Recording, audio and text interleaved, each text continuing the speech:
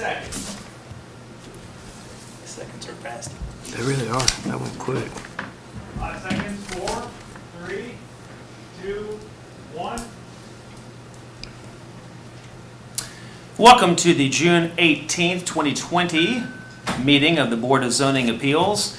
I'd like to call today's meeting to order. We're going to start with prayer and pledge led by Troy and Jay. Stand, please. Let's pray. Father, we thank you for your hand being on us and our town over the past couple of months. And we ask for your favor tonight over our leadership and over this meeting and the decisions we make. In Jesus' name, amen. I pledge allegiance to the flag of the United States of America and to the republic for which it stands, one nation, under God, indivisible, with liberty and justice for all. Thank you. Next item would be if there's any citizen comments. Are there any at this time? There are none at this time. None at this time. Moving on. Has everyone had an opportunity to read the minutes from last month's meeting? All right. If there's no discussion, we'll take a motion to approve. I'll make a motion to approve. We have a motion to approve the minutes. We have a second. I'll second. Motion and a second. All those in favor of approving the minutes, say aye. Aye. Any opposed? All right. The minutes are approved. We're now going to move on to new business, Mitch. Yeah, this is a setback variance for request of 30 feet for a detached garage. Property is located at 8807 Cole Street within the Victoria Park subdivision and has two front setbacks, one on Cole Street and one on Lisa Lane. Property is zoned R3, medium density residential, and has a minimum front setback requirement of 35 feet. A home located on corner lot creates significantly smaller building footprint within the rear yard for any detached accessory structures due to the two front setbacks. The proposed addition garage is 24 by 26 or 624 square feet with an existing 120 square foot detached garage currently in the backyard will yield a total of 744 square feet of detached accessory structures at this property. The lot size allows for up to 800 square feet, so they're within that requirement. The backyard is currently fenced as well. However, the applicant has noted they plan on removing a portion of this fence in which the garage would be located at. The proposed garage would be a two-car garage, single story with vinyl siding, and there is a 20-foot public utility and drainage easement along Cole Street and Lisa Lane. Both the fence and detached structure would be located within the easement. This has been cleared by Public Works Department as they do not see any foreseeable issues or utilizing this easement for stormwater drain at this address in the future. It'd be possible to locate the garage either on the opposite side of the house or further into the backyard if possible. Positioning the garage on the opposite side of the house would not require any variance as it would meet the front setbacks. It would not be in front of the principal structure. If they were to locate it further into the backyard, it'd still require a setback variance, but not as much as this present request is. Both of these options would require a second curb cut for this property with the addition of a longer second driveway to access this garage. Placing the garage on the location proposed by the applicant would make sense in reducing the amount of total impervious surface and curb cuts due to the close proximity to the existing driveway and garage that is present on site. Section 7.080D of the zoning ordinance detail requirements for variances not involving special flood hazard areas, and they are detailed as follows. The particular physical surroundings, shape, topographic condition of the specific property involved that would result in a particular hardship upon the owner as distinguished from a mere inconvenience if the strict application of the ordinance were carried out must be stated. Staff finds that this property at 8807 Cole Street is a corner lot which has two front setbacks of 35 foot which must be met for any detached structures without a variance being granted. The condition upon which petition for a variance is based would not be applicable generally to other property within the same district. Staff finds that being this is a corner lot, it does create a smaller building footprint in the rear yard than other similar sized lots within the same district that are not in corner lots. Variance would not authorize activities in a zone district other than those permitted by this ordinance. Detached accessory structures are allowed by right within this district, but are to adhere to any applicable setbacks. Property owner has not identified the financial returns as a reason for requesting this variance. The alleged difficulty or hardship has not been created by any person having an interest in the property. Creation and size of this lot was not created by this applicant. Granting the variance request will not confer on the applicant any special privilege that is denied by this ordinance to other lands, structures, or buildings in the same district. Staff finds the variance request would be the first for a covered structure encroaching upon the front setback within the subdivision. Back in June of 2018, within this same subdivision, we did have a request for a similar hardship for a pool, which was located in the rear yard but placed behind a fence and was approved at that time as well. The variance is the minimum that will make possible the reasonable use of the land, building, or structure. Staff finds that in order to utilize the existing driveway with the requested garage size, the requested setback variance may be the minimum to make possible the reasonable use of the land or building. The granting the variance will not be detrimental to public welfare or interest to other property or improvements in the area. Staff finds that the variance should not be detrimental to public welfare or interest to other property or improvements in the area. However, if this variance is granted, it would place a permanent structure 20 foot off of the edge of the roadway approximately. Proposed variance will not impair an adequate supply of light and air to adjacent property, substantially increase the congestion in the public streets, increase the danger of fire, endanger the public safety, or substantially diminish or impair property values within the area. The staff did not believe that this variance would have any of the above effects. Number 10 is not applicable in this case. Staff finds that this property is a corner lot having two front setbacks which needs to be met for any accessory structures. The two front setbacks create a smaller building area in which can be considered for the backyard. A front setback variance request had been presented to the board before back in 2018 for a pool in the same subdivision for a similar hardship and was granted at that time. However, this is a detached two-car garage which would extend above the existing fence and would sit roughly 20 foot off the roadway. The lot does have ample space on the opposite side of the house to locate the structure, but would require an additional curb cut and increased pavement on the lot. The hardship noted by the applicant is at the presence of the two front setbacks. Picture of the property. This is that side of the house I just mentioned where is possible if they wanted to locate it there. Due to the nature of what this request is for, it would make sense to be located on the opposite side of the house just to eliminate the curb cuts as well as the pavement. Very corner of this intersection, looking at the house. Side of the house where it would be located, side of this fence right here, which when I spoke to the applicant, they said that this portion would be removed to make room for the garage doors to be located there. All of this would remain. Another side shot of where that garage would be located, right about in this area. And this is an overhead shot of it, roughly speaking, where that garage would be located with approximately the same dimensions that they have requested for. And that's all I got this time. Thank you, Mitch. Before we go to a public hearing, does the board have any questions at this time? All right, well, I'd like to close the Board of Zoning Appeals and open up a public hearing for anyone that would like to speak for or against. All right, seeing that there is no one, we will reopen the board for comments and discussion. I mean, my initial thoughts on this are we have seen multiple times a double front setback of 35 feet on the front side, and that's come here many times.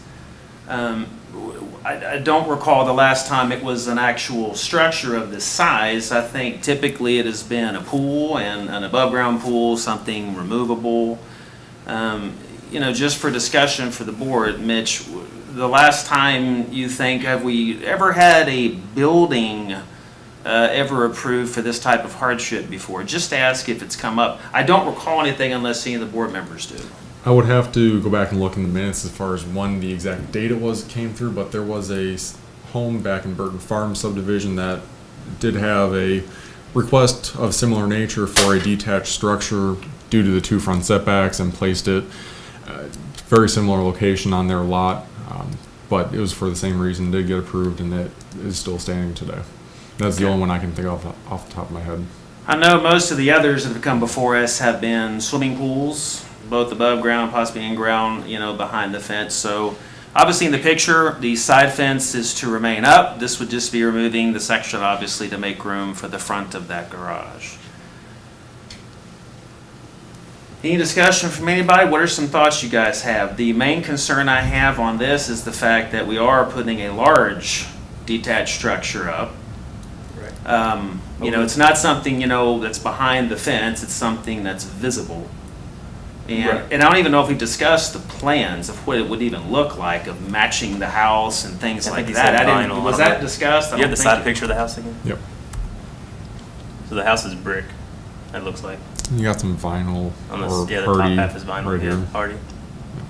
Right, so, is, just first of all, just to discuss, let's say this is something that we did approve, what is the restrictions or what's the code on the building materials that they need to use to kind of match that? Well, I'm thinking about, and I'll say this too, were there any phone calls or any comments from neighbors or anybody in the subdivision? No, put the sign out last week, Friday, just to notify the public of what's going on here. Just give us a call if they have any questions or concern on it, and our department received no calls within the past week regarding this request. Okay, so no one's called on a week to say anything about that. And what about the building materials? What would it need to be? There's no real requirement for it, at least. I mean, you can't slap a metal building up, but, those storage buildings you buy from Home Depot, Lowe's, it's got that.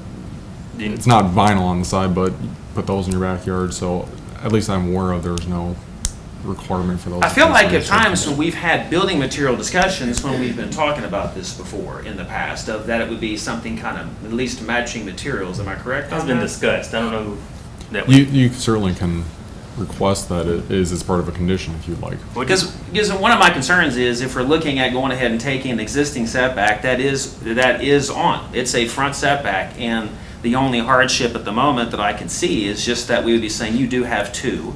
Right. And do we think it's a reasonable use of land to be sure you get this for your use, but is it necessary? And I know building materials, is it going to match the house? One thing about the subdivision is just to make sure it's close enough that whenever people see that, it's not sticking out as something different from the other properties. Right. Did you have some thoughts on that, Jay? I mean, on that note, what'd you call that subdivision? The name of the Victoria Park. Victoria Park, I just don't want to say the wrong one. Do you know if there's an associated HOA that they have to abide by their rules at all? No, the applicants might be able to speak better to that than I can. There is no HOA. Okay. No HOA? No HOA, and we were going to match the shingles on the roof and the vinyl siding, so it will match the house. Okay.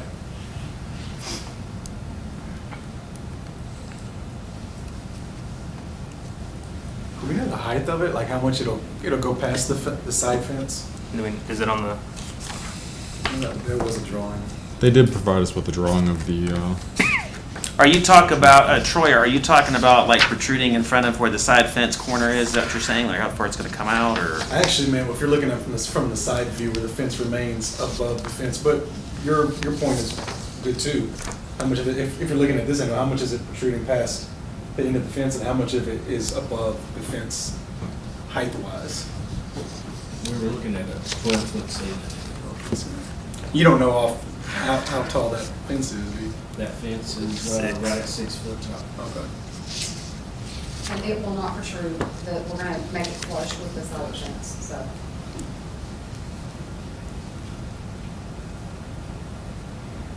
right up?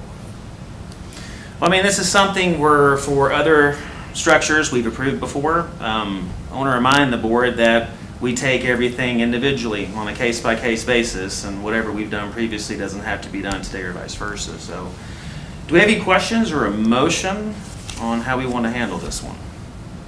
Mitch, you said something about that we have done something like there has a house that's done this before? Yep. When that was said and done, it looked good? It's all looking good is up to personal preference. I mean, Well, yeah. it was approved back in the day. When it was, I can't say for sure. I have to take a look at that.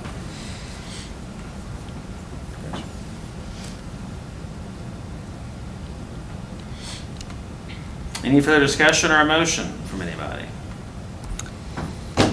We generally always stay black and white, pretty consistent, so if we've done this in the past, we need to definitely keep that in mind.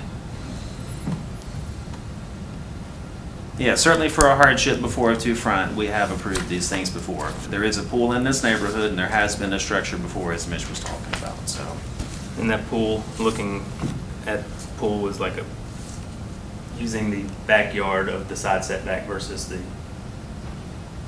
driveway part of the side setback, per se. It's, if you were looking at it from the top down. Not that I think that matters much, but there is a pool in the backyard, I'm assuming, already, also. That's what I noticed too.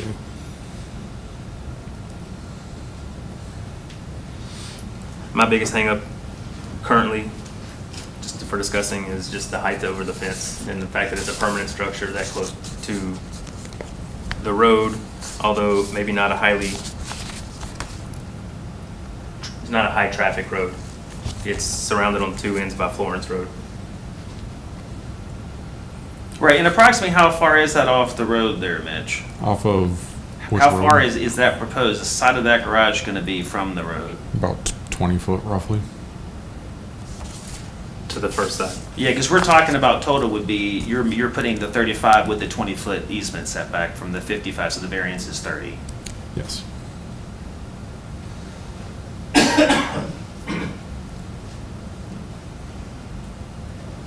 You do have a motion from anybody? It's definitely the easier way than the other way that Mitch brought up. I mean, you'd obviously have to lay driveway, and I mean, that'd be torturous.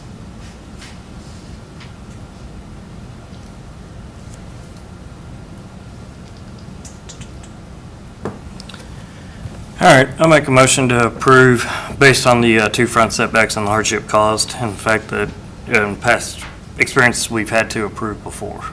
Okay. So we have a motion to approve a 30-foot setback variance based on the hardship of having two front setbacks. Do I have a second? Do we discuss before or after the second? What's that? Do we add before or after the second to discuss, like, if we want to include anything like? We could take a second and we can take Okay. discussion. So do we have- I'll second it. Got a second? And any discussion? Someone add to that, amend it? Do we need to add an amendment to make sure that building, is that in our jurisdiction for building materials, to make sure that all that matches, and I don't know if that's a thing or not. So Just Jeff, because I it was guess Jeff, discussed. similar to where before we have put something forth where we want to say, for instance, no rental capabilities for someone adding an accessory apartment. You're wondering if we can add something that the building materials have to be matching, Jay, is that true? Yeah, just because we talked about it earlier, I wasn't sure if that was something we needed to, or if that's not part of that. Typically, we don't do basically a design review, but I think that the applicant stated, and I think if you want to make that part of your motion, that they'll use the same type of shingles and siding as the home, I think that's proper. Yeah, I was just, Yeah, because just what a if, question. what if not so much them, but what if down the road the house is sold and somebody decides they're gonna do it differently, decorate it differently? I don't know. All right, you guys are already doing this anyway. You're already going to use those materials anyway. So Jason, if you want to say that, it's the plan anyway, but that way you'd have it in the motion to be sure we discuss that. And we're just looking out for everybody in the neighborhood to try to make sure if we pass that, it's something everybody understands. So that's why we're being so thorough with that. yeah, just, okay, so then make amendment to the existing motion just to follow through with what you stated earlier to match plans from the original house and materials. Does they get that? Is that good? Now you That need a good? second and vote on that amendment. Okay, all right. So Second that one. is that a total separate one or just a second on that with the amendment? Just a second with the amendment? Second, and then vote on the amendment, then back on the original motion. Okay, so I need a second on the amendment that they have to use those building materials as discussed. I'll second the amendment. We got a second. All those in favor of the amendment, say aye. Aye. Any opposed? Okay, now we'll go back to the original motion, which was to approve the front setback variance of 30 feet to allow the detached garage. And we had a second, correct? All those in favor, say aye. Aye. Any opposed? Okay, motion carries. Thank you very much. All right, next item of business as I go back to the top here. Staff comments or other. If anyone has anything, I do have something I need to read. We got one thing. Go ahead, Mitch. Yeah, so we had application kind of situation pop up earlier this week on Monday. One of the food trucks you had come before you 2 months ago, Grady's Classic Concessions, they've had one of their locations at Lowe's that, due to all this COVID situation that's going on right now, Lowe's basically put a nix on them setting up in their parking lot. So they did not get a chance to set up on any of the dates that they have originally requested before y'all a couple months ago. So they have requested, came back, and said they want to set up at 1219 Hazelwood Drive, which is the Quick Sack. If you remember, they also requested Mapco, which is on that same street corner. So both of those gas stations they are going to be requesting to be set up at. They already have the Mapco approved this Quick Sack. They did provide me with a letter from the owner that says we're okay with you setting up on the dates provided, along with the restroom, trash facility, all that has been addressed already at this time. They did want to add a couple more dates to that, being they did not set up any of the previous dates at Lowe's before in the middle between now and then. So just to recap on the dates, they're looking at June 20th, July 4th, 11th, 18th, and 25th, August 1st, 8th, 22nd, 29th, September 5th, 12th, 19th, 26th, October 3rd, 10th, 17th, 24th, and 31st, November 7th, 14th, 21st, and 28th, December 12th and 19th, and January 2nd, 9th, 16th, and 23rd, which is a total of 28 days, which is the max for the 12-month period they're requesting for. So they're requesting they all take a look at this and take action on it. I was actually trying to count along with all those, and then Mitch said 28 when he finished. I was ticking it the whole time, going, we're really getting up there in these That's what you had, dates. 28. Is that something we need to go ahead and take a vote on right now? Okay. Is it, I know that the Quick Sack is very food truck friendly, which is fine, but do we need, is it ours, or is it the Quick Sack's job to make sure that none of those dates overlap with existing requests? I will take a look at that. Best of my knowledge, there shouldn't be anything else that Okay. overlaps it. I just know that we've had a couple requests there from individuals and food trucks. There's been a couple requests we've had from food trucks where there's multiple vendors at one location, which has been improved in the past as well. I wouldn't foresee it as being an issue. Okay. I mean, if it's not, it makes the 28 days. That's the Yeah, maximum that's- requirement, so I mean, I don't see a problem with And they that. got owner approval already, so it's fine. Okay, looking for a motion to approve. I'll make a motion to approve. the Okay, a dates. motion to approve in a second. I'll second. Motion and a second. All those in favor, say aye. Aye. Any opposed? Okay, more food to Smyrna. We like food. That's all I got. That's good. Take a second just to read a memo here.